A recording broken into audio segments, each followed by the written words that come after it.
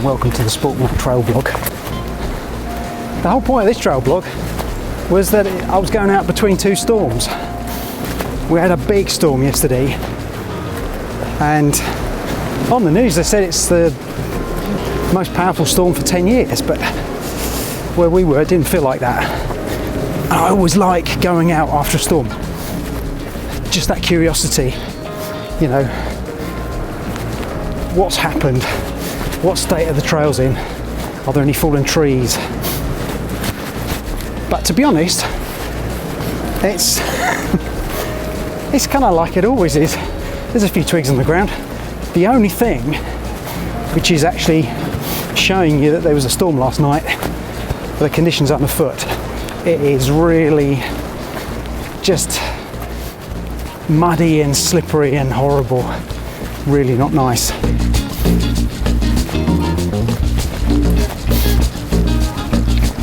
Anyway, as I was saying, the second storm seems to have arrived a bit early, but we shall see.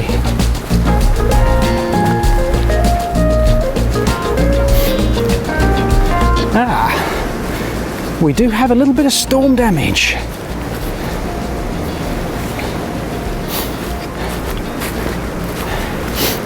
It's not exactly going to set the internet alight, is it? Tree partially down next to a footpath. I wish I could give you more, but I don't know, maybe up ahead, who knows?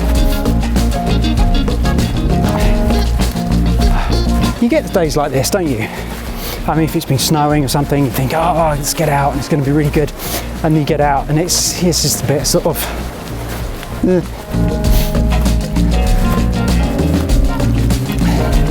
So I'm walking a section of the South Downs Way, which, as many of you will know, I know extremely well. And I'm actually on the stretch that's leading to Old Winchester Hill. I just descended a really treacherous gully. It's actually a section of trail that I really love, and we're going to show you that in one of the Trail Master episodes in the future. And I'm coming down to Meon Springs, which is a beautiful little farm where they've got like a fly fishing lake, and in the summertime it's just gorgeous. On a day like this, it's just, you know, any other bleak place in the middle of nowhere, but it's still nice.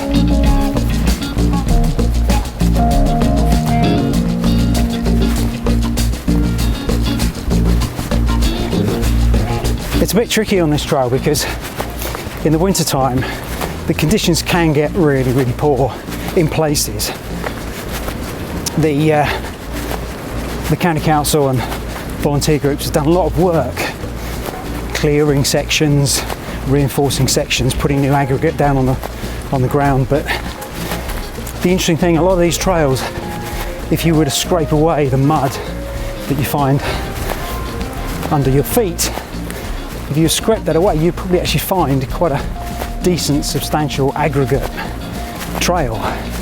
It's just that, of course, every year the leaves fall on the ground and then they rot down, turn leaf mould. After a couple of years, basically, the leaves become soil, and then you have a soil and mud covered aggregate track. So it's a never-ending process. But that's not to, you know, complain about earthy trails at all. Ugh. But when you're doing your winter training, well, certainly when I'm doing my winter training, I like to be able to kind of focus on the work and not worry too much about slipping, which is what I'm doing all the time at the moment. So, stop here, just show you a beautiful view. So this is what we have here in the South Downs. And if you're getting a bit confused because I live in the New Forest, well, it's not that far.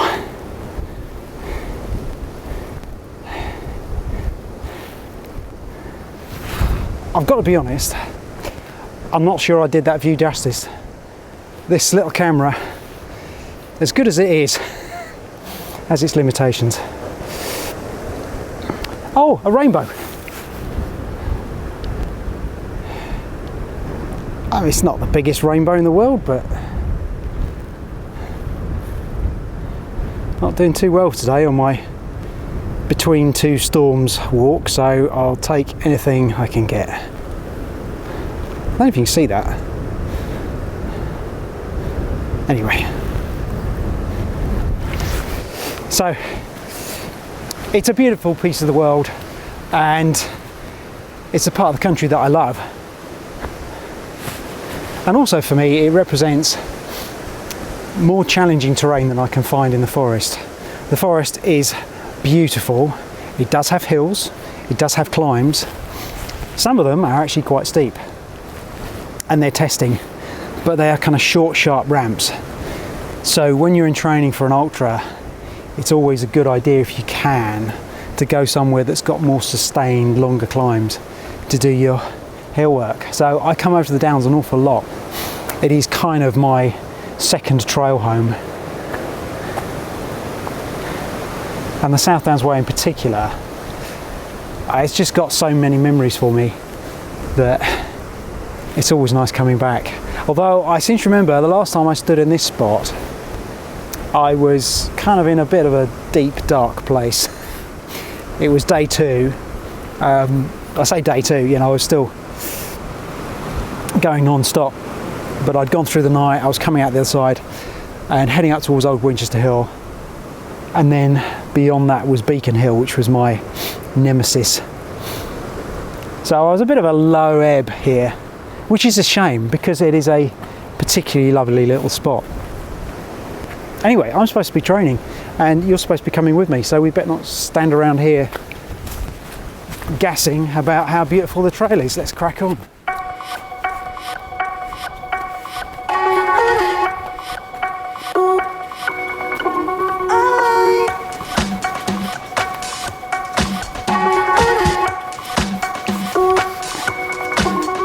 Now it is very windy, so I hope you can hear me. There isn't too much wind noise on the microphone.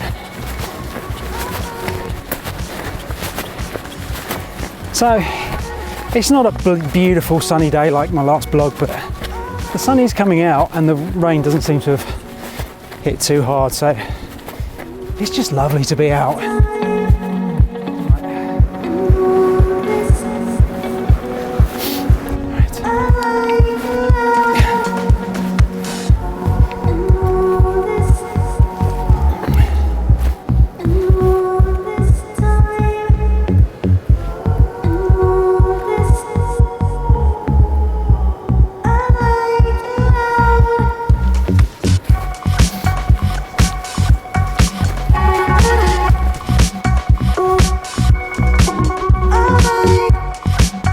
Right, coming down into Meehan Springs.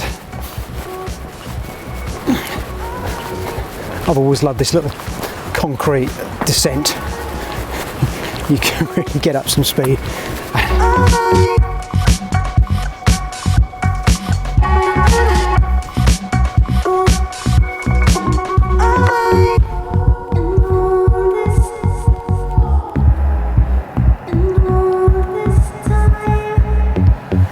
It's all got very dark again. And I think there's another block of rain coming in. Now, I don't know if you see my friend over there. I wish I could share the aroma with you. It's real farmyard smells. I don't know what he's putting down, maybe, so I think it's probably slurry or something. But yeah, here we go. Rain's coming in, I think. Coming in properly this time too. Never mind, eh? At least now I'm down in the valley, the wind is settled.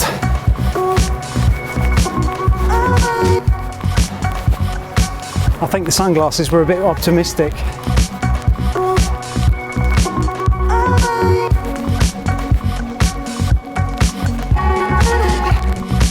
I might actually have to put my hood up, if you don't mind.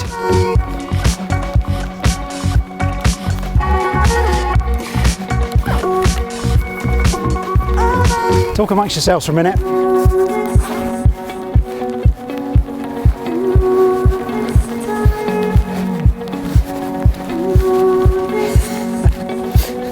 I know I'm just going to make a complete meal of this.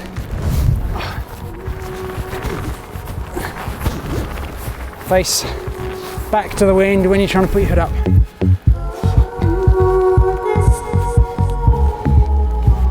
I'm sure it won't last, but that's better. But we're coming down now to the Meon Springs fly fishery, which is, it's just a lovely little spot.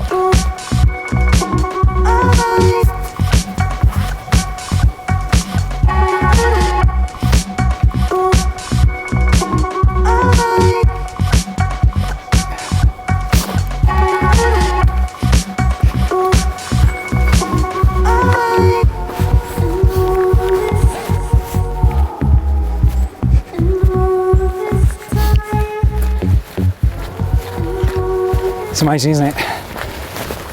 You take a look at the sky and you think, oh, it looks horrible, that's going to be really bad. It rains for a bit, you put your hood up, and then the sun comes out. That's why. Never be put off by bad weather. As long as you've got a decent rain jacket, and even if you haven't, if the forecast is kind of up and down, but you get hit by a bit of a rain shower, use it as an opportunity to just get a bit stronger, get a bit more resilient. Talking about getting stronger and more resilient, I've got the big climb coming up, so rather than have you have to listen to me saying one word every 30 seconds, I'll shut you down and I'll see you at the top.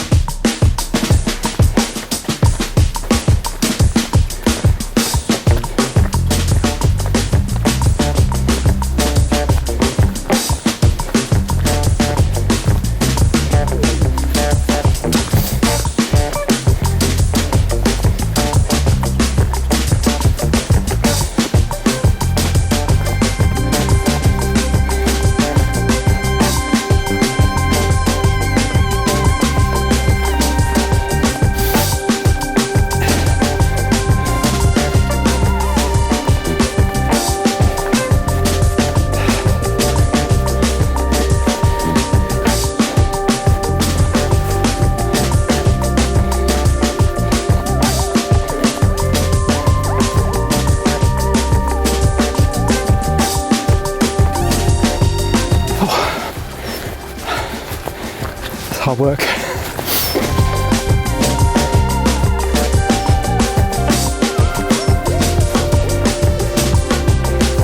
Gotta be honest,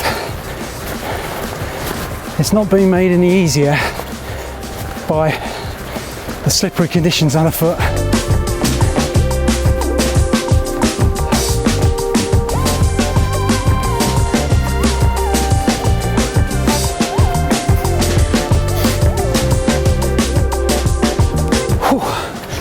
Made it.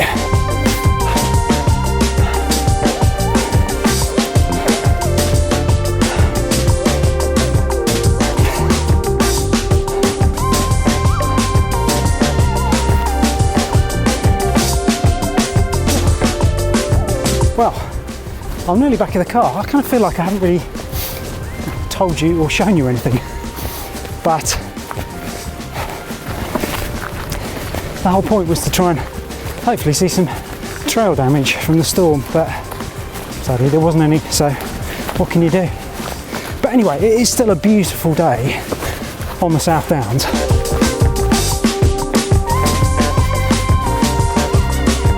I suppose if I were to slip in some words of wisdom to this little trail blog, only a short one, it would be that, you know, when you set out on a walk or a challenge, you have a set of objectives and you've got no guarantee that you're going to be able to achieve what you set out to achieve. So being adaptable is really, really valuable, really important.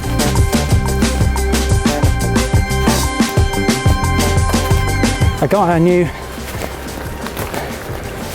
who used to be in the military recounted a common phrase that they would say, no plan survives contact. And I've always held that very close, that concept, because it's so valuable. You set out with a plan, but it's how you adapt to the conditions, the situation that you find on the ground. That's what determines the success of your challenge. That's what determines whether you achieve something. You can't always achieve what you want, but if you stay adaptable, you can always achieve something.